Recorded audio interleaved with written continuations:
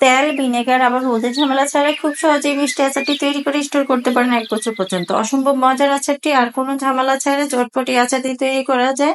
একদম সামান্য মসলা দিয়ে তৈরি করেছি, তাই খেতে কিন্তু ভীষণ মজার হয়। আর বাচ্চা কিংবা বড় সবাই অসম্ভব পছন্দ করবে এই আচারটি।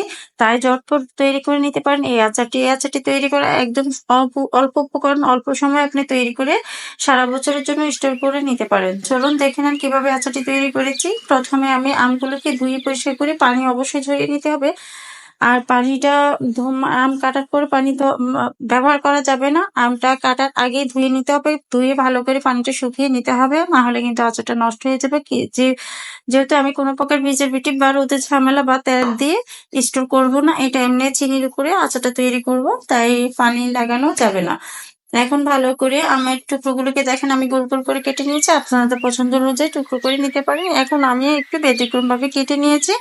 এগুলোকে আমি একটা বলে নিয়ে তারপরে ১ কাপ পরিমাণ চিনি দিয়ে দিয়েছি। এখানে প্রায় আমার ৬০০ গ্রাম মতো আম ছিল। আমি ১ কাপ পরিমাণ চিনি দিয়েছি। চিনির পরিমাণ একটু বেশি দিলে আচারটা ভালো হয় খেতে, আর স্টোরও করা যায় বেশ কিছুদিন।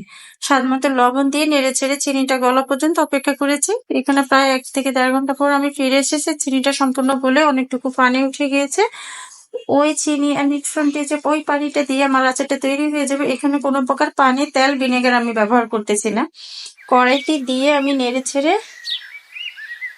প্রথম চুলার তাপটা বাড়িয়ে নেড়ে চেড়ে যখন ফুটে আসবে তখন মিডিয়াম টু লো হিটে রেখে আমি একটু আমটা সিদ্ধ হওয়া পর্যন্ত আমটাকে সিদ্ধ হওয়া পর্যন্ত মিডিয়াম টু লো হিটে রেখে রান্না করে নিব। এখানে দিয়ে দিচ্ছি স্বাদমতো কালারের জন্য একটু হলুদ গুঁড়ো, আর দিয়ে দিচ্ছি হালকা একটু মরিচ গুঁড়ো। একটু ঝাল, টক এর সাথে একটু ঝাল হলে আচারটা ভীষণ ভালো হয় খেতে। আর এখানে নেড়ে চেড়ে দেখেন আমি নেড়ে ছেড়ে উল্টিয়ে পাল্টিয়ে এটা কিন্তু নেড়ে ছেড়ে দেওয়ার পরে কিন্তু এটি ভেঙে যাবে না, আস্তেই থাকবে প্রত্যেকটা টুকরো। এখানে নেড়ে চেড়ে আমি সিদ্ধ হওয়া পর্যন্ত অপেক্ষা করেছি। যখন দেখবেন কালারটা প্রায় চেঞ্জ হয়ে এসেছে তখন আমি দিয়ে দিব পাঁচফোড়ন, টালা পাঁচফোড়ন গুঁড়ো আর চিলি ফ্লেক্স ব্যবহার করেছি। সামান্য মশলা দিয়ে আমি তৈরি করেছি। আপনারাও চাইলে আপনাদের পছন্দ অনুযায়ী মশলা ব্যবহার করতে পারেন। যেহেতু এই আচারটা আমি মশলাটা একদমই কম ব্যবহার করেছি, তাই খেতে কিন্তু ভীষণ ভালো হয়েছে। দেখেন আমি একটা পিস উঠিয়ে দেখাচ্ছি কতটুকু স্বচ্ছ হয়ে গেছে, পুরাটাই সিদ্ধ হয়ে গেছে ভালো করে। কিন্তু একটা পিসও আমার গলে যায়নি। আমি একদম সামনে থেকে দেখিয়ে দিচ্ছি।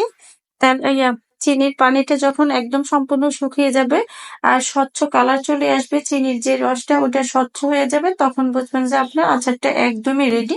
এটা ঠান্ডা হওয়ার পর আরো কিছুটা জমে যাবে চিনির রসটা। এখন আমি প্রত্যেকটা স্লাইস আলাদা করে প্লেটে তুলে নিচ্ছি। দেখেন একদম সামনে থেকে দেখে দিচ্ছে, দেখতে কত লোভনীয় লাগছে, খেতে কিন্তু ভীষণ মজা হয়েছে। এটা আপনি ঠান্ডা করে একটা বক্সে করে রেখে দিতে পারেন, নর্মাল ফ্রিজে ১ বছর পর্যন্ত রেখে খেতে পারবেন। আশা করছি সবার কাছে আমার এই রেসিপিটা ভালো লাগছে। আর এরকম আরো সহজ সহজ রেসিপি পেতে আমার চ্যানেলটিকে সাবস্ক্রাইব করে রাখবেন আর পাশে থাকা বেল বাটনটি অন করে দিবেন, যাতে করে পরবর্তী রেসিপির নোটিফিকেশন আপনার কাছে পৌঁছে যায়। সবাইকে ধন্যবাদ জানিয়ে শেষ করলাম আমার আজকের আয়োজন। আল্লাহ হাফেজ।